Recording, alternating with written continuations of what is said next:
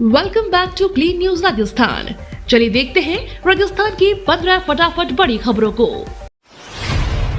विकसित राजस्थान की ओर बढ़ता कदम। नीति आयोग की 10वीं बैठक में सीएम भजन लाल ने केंद्र से की विशेष मांगे। राजस्थान के मुख्यमंत्री भजन लाल शर्मा ने नई दिल्ली में आयोजित नीति आयोग की शासी परिषद की 10वीं बैठक में हिस्सा लिया।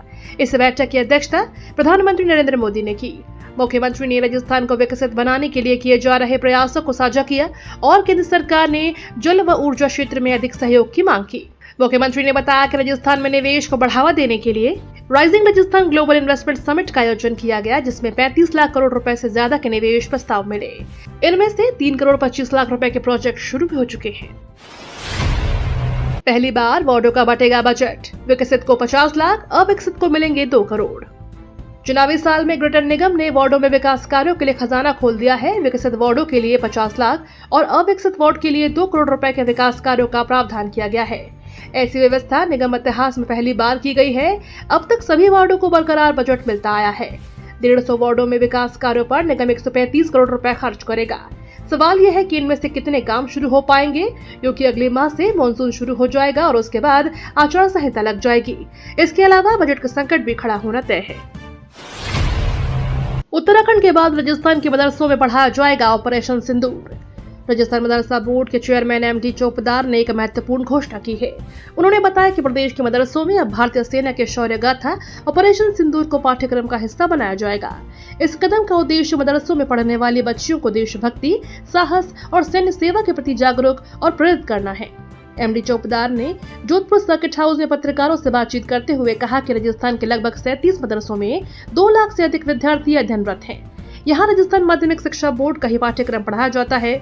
हम इसमें ऑपरेशन सिंदूर को शामिल करेंगे। विशेष रूप से कर्नल सोफिया कुरैशी और विंग कमांडर व्योमिका सिंह की भूमिका पर फोकस किया जाएगा। बच्चों और युवाओं में भी डायबिटीज का खतरा। डायबिटीज का खतरा अब कम आयु के बच्चों और युवाओं में भी देखा जा रहा है। इस स्थिति से निपटने के लिए चिकित्सा और स्वास्थ्य विभाग की ओर से कई नवाचार भी किए जा रहे हैं। इसके तहत डीडवाना जिले में कुचामन सिटी स्थित जिला अस्पताल में मिशन मधुहारी क्लिनिक का संचालन शुरू किया जा रहा है। इस क्लिनिक में हर शुक्रवार को टाइप 1 डायबिटीज से पीड़ित 18 साल तक के बच्चों को निःशुल्क उपचार किया जाएगा। वहीं ग्लूकोमीटर, इंसुलिन और ग्लूकोज स्ट्रिप तथा परामर्श का लाभ भी मिलेगा। राजस्थान में सरकारी नौकरी का अनुभव लेने के लिए युवाओं के पास सुनहरा अवसर है। पशुपालन विभाग ने प्रदेश के 8 जिलों में 125 पशु चिकित्सा अधिकारी और 500 पशुधन निरीक्षकों की भर्ती की घोषणा की है। इच्छुक अभ्यर्थियों को 31 मई को आवेदन के साथ उपस्थित होना होगा। हालांकि ये नियुक्तियां अस्थायी होंगी। सरकारी नौकरी की तलाश में जुटे युवाओं को राज्य सरकार फौरी राहत देने जा रही है। पशुपालन मंत्री जोराराम कुमावत ने बताया कि पशुपालन विभाग ने प्रदेश के 8 जिलों में 125 पशु चिकित्सा अधिकारी और 500 पशुधन निरीक्षकों की भर्ती का फैसला लिया है। ऐसे में सरकारी सेवा का सपना देख रहे युवा इस अवसर को लेकर उत्साहित हैं। वहीं प्रतियोगी परीक्षाओं की तैयारी कर रहे छात्र इसे ग्राउंड लेवल का अनुभव और करियर की शुरुआत का मजबूत प्लेटफॉर्म मान रहे हैं। भरतपुर में बनेगा बायोलॉजिकल पार्क। शेर और बाघ से लेकर मगरमच्छ तक होंगे आकर्षण का केंद्र। पक्षियों के लिए दुनिया भर में प्रसिद्ध भरतपुर अब बड़े वन्य जीवों का भी प्रमुख ठिकाना बनने की दिशा में अग्रसर है। राज्य सरकार यहां अत्याधुनिक बायोलॉजिकल पार्क बनाने की योजना पर तेजी से काम कर रही है। परियोजना के लिए 2 अलग-अलग जमीनों के प्रस्ताव तैयार किए गए हैं। अब इस सप्ताह सेंट्रल जू अथॉरिटी की टीम इन जमीनों की विजिट करेगी। उसके बाद एक जमीन का चयन कर उद्यान का कार्य शुरू किया जाएगा।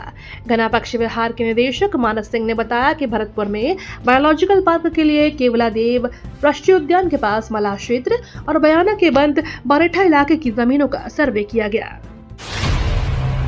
राजस्थान में कोरोना की बड़ी दस्तक। 24 घंटे में जोधपुर में मिले 4 केस, मचा हड़कंप।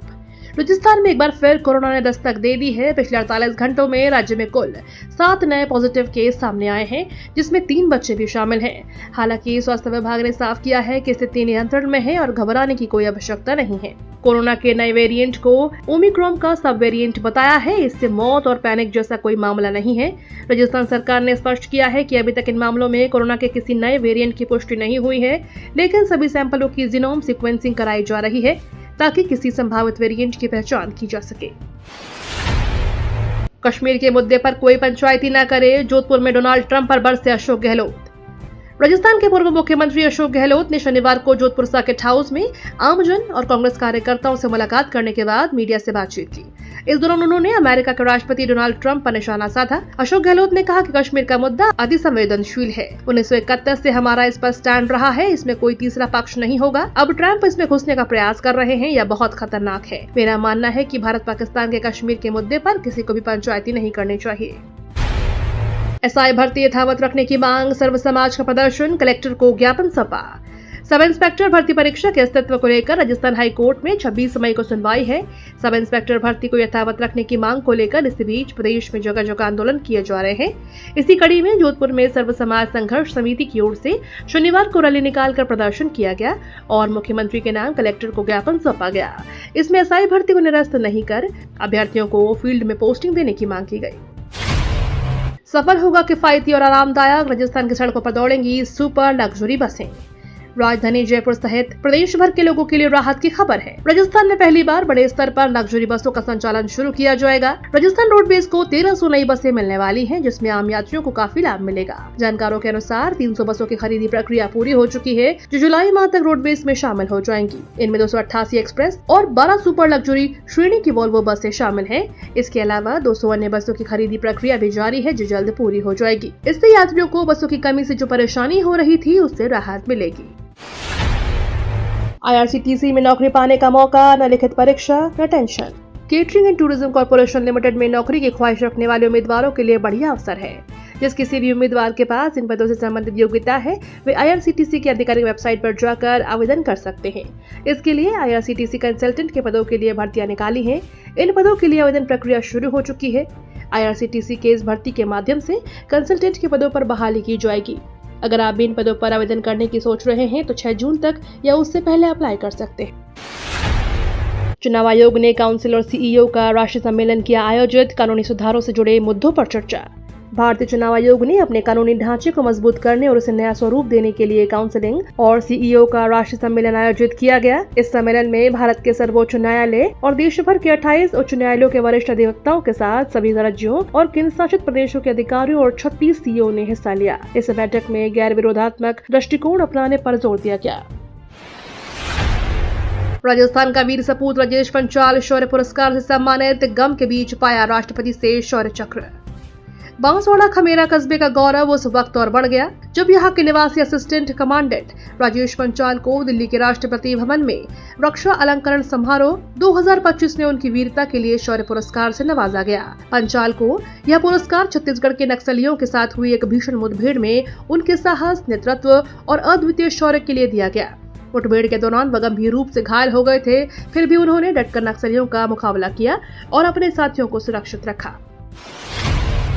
जयपुर में 6वीं से 12वीं कक्षा के छात्रों के लिए शानदार मौका, आरकैट आयोजित करने जा रहा free tech workshop. Rajasthan centre for advance technology कक्षा 6 से 12 के विद्यार्थियों के लिए एक रोमांचक टेक वर्कशॉप आयोजित करने जा रहा है। इस समर कैंप 2025 में बच्चों को टेक्निकल सिखाया जाएगा। इसमें ग्राफिक डिजाइन से लेकर कंप्यूटर लैंग्वेज तक की ट्रेनिंग दी जाएगी। यह समर कैंप जयपुर स्थित आरकैट परिसर में 3 जून से शुरू होगा। इस वर्कशॉप के जरिए छात्रों को तकनीक की दुनिया में कदम रखने और भविष्य के लिए तैयार होने के लिए तैयार किया जाएगा।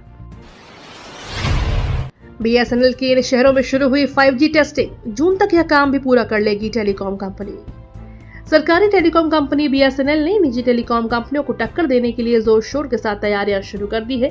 BSNL ने इसी सिलसिले में अपने 5G इंफ्रास्ट्रक्चर पर काम करना शुरू कर दिया है। BSNL ने जयपुर, लखनऊ, चंडीगढ़, भोपाल, कोलकाता, पटना, हैदराबाद, चेन्नई और कुछ अन्य राज्यों की राजधानी में 5G साइट्स पर टेस्टिंग शुरू की है। ये तो थी राजस्थान की बड़ी खबरें। रोजाना सबसे पहले अपडेट पाने के लिए क्लीन न्यूज राजस्थान को अभी सब्सक्राइब करें।